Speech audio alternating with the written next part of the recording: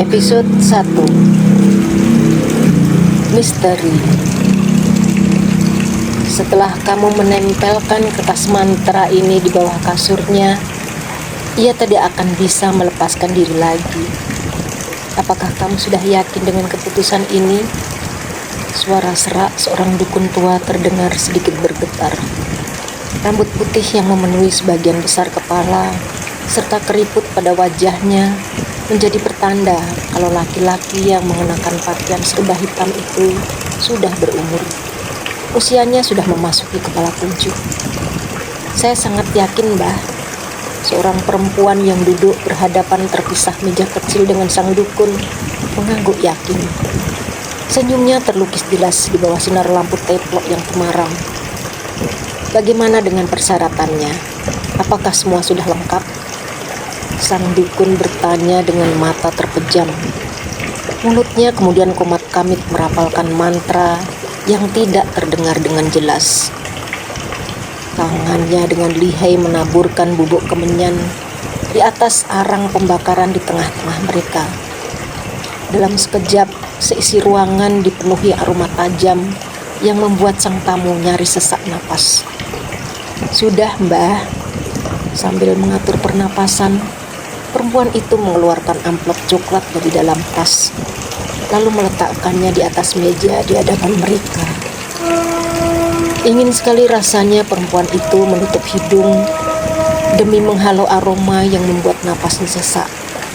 Tapi urung dilakukan karena takut dianggap tidak sopan. Suasana kembali sepi, hanya nyanyian binatang malam yang menjadi pengisi keheningan di antara mereka. Aroma kemenyan dan kembang aneka rupa menyatu dengan bau apek yang menguar dari dinding kayu rumah tua milik sang dukun. Berkali-kali tamu sang dukun bergidik ngeri. Bulu kuduknya berdiri. Meski tak melihat secara langsung, ia yakin ada sosok tak kasat mata yang tengah memperhatikannya saat ini. "Ambil kertas ini dan lakukan seperti yang telah kuperintahkan. Dalam hitungan hari, kamu akan melihat hasilnya secara langsung." Pria itu menyodorkan selembar kertas kecil yang bertuliskan mantra dan nama seorang perempuan. "Kalau begitu, saya pamit pulang dulu, Mbah. Terima kasih," ucap si perempuan setelah menerima secari kertas dan menyimpannya ke dalam tas. Samar-samar, senyumnya kembali mengembang. Sang dukun hanya mengangguk kecil.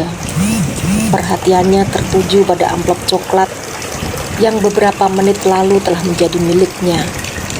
Meski ruangan itu hanya diterangi 2 buah lampu teplok dan sebatang lilin, terlihat jelas kalau amplop itu lumayan tebal.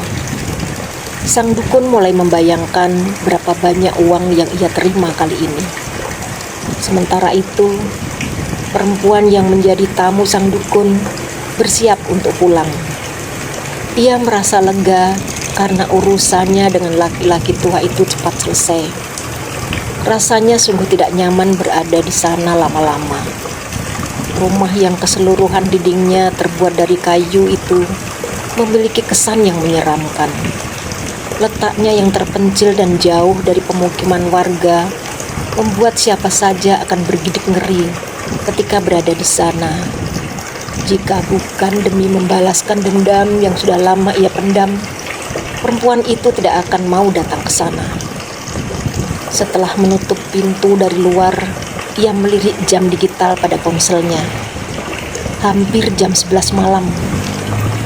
Angin yang berhembus bersama rintik gerimis menambah suasana semakin mencekam. Suara binatang malam menjadi satu-satunya teman yang mengiringi langkahnya menuju mobil yang terparkir hampir 50 meter dari rumah sang dukun. Tanpa ia sadari, seseorang tengah memperhatikannya sedari tadi, bahkan saat pertama kali ia menjejakkan kaki di rumah sang dukun.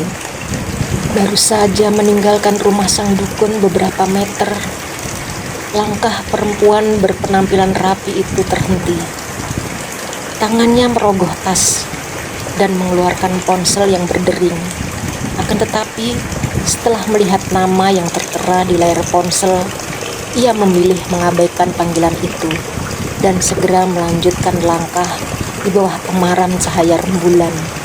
Senyum sinis dan penuh dendam terlihat jelas terlukis dari bibir merahnya. Waktunya akan segera tiba, bersiaplah.